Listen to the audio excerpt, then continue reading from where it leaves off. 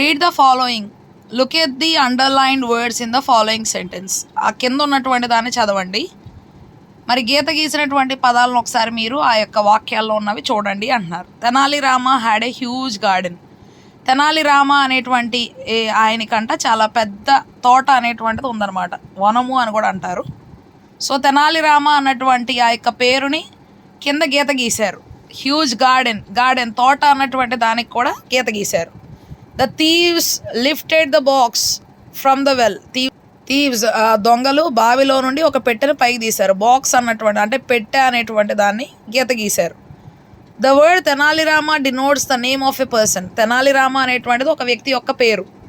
The word garden denotes the name of a place. అదే ఆ తోట ఏంటి అంటే ఆ యొక్క ప్రాంతానికి పెట్టబడినటువంటి పేరు తోట.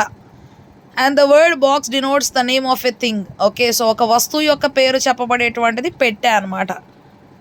Such naming words are called nouns. అట్లా పేరు చేత తెలియజేయబడేటువంటి వాటిని నామవాచకాలు అంటాం అనమాట. నామవాచకము అంటే నామాన్ని తెలియజేసేటువంటిది. అది ఒక స్థలమైనా ఒక మనిషి అయినా. Garden, box, Tenali Rama, Vijayanagaram, Sharada, Sri Krishnadevaraya, mango, stone, house.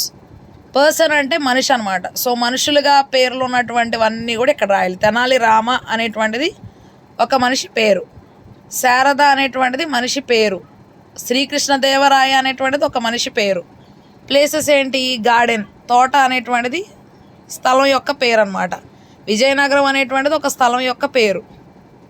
తర్వాత హౌస్ అనేటువంటిది ఒక స్థలం యొక్క పేరు. ఇంకా థింగ్స్ ఏంటి అంటే వస్తువులు ఏంటి? బాక్స్, పెట్టె అనేటువంటిది ఒక వస్తువు అనమాట.